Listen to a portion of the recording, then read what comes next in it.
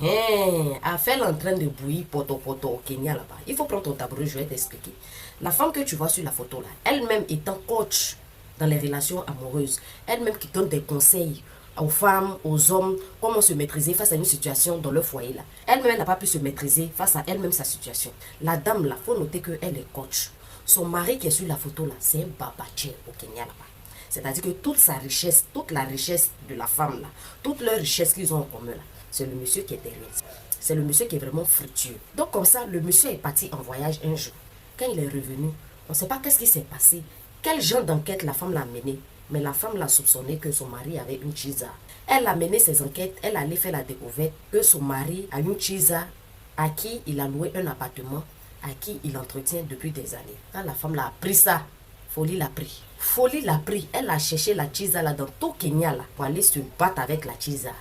Kourou Bata même, Nyanga respect, elle a fait avec la chisa. Quand elle est venue à la maison, là, elle a pensé à mettre son plan en marche.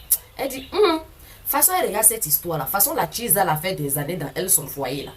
Il faut qu'elle mette un plan en marche, un plan grégué en marche pour pouvoir bénéficier. Donc qu'est-ce qu'elle va faire? Elle va louer les services d'un jasseur à qui elle va expliquer son plan gringaleux. Un jour comme ça, son mari rentre du travail.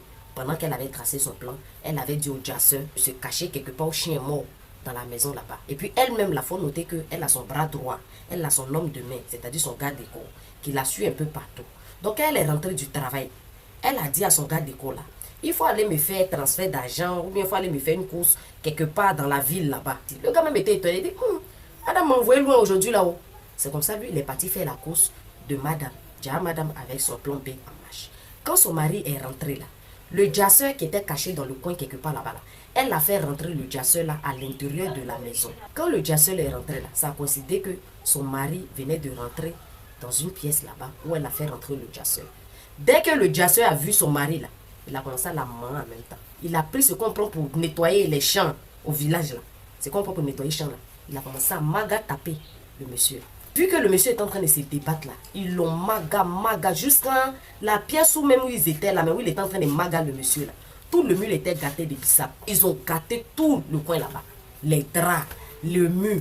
Ils ont fini tout ça là. La femme elle est rentrée dans la pièce. Elle et puis le jasseur, ils ont nettoyé le coin. Pendant qu'ils étaient en train de nettoyer le coin pour lever les traces, ça a trouvé que le bras droit là venait. Mais quand il rentrait dans la maison, la femme n'a pas su que le bras droit rentrait dans la maison. C'est lui, il rentre. Il voit que l'atmosphère est glacée, c'est bizarre. Voilà comme ça, il va entendre les tchoukou tchoukou tchoukou tchoukou. Il va décider de marcher, on dirait un chat qui s'est envolé poisson dans une maison. Et il allait faire la découverte comme quoi sa patronne et puis le jasseur avaient déjà son patron. Il va tout observer, il ne va rien dire.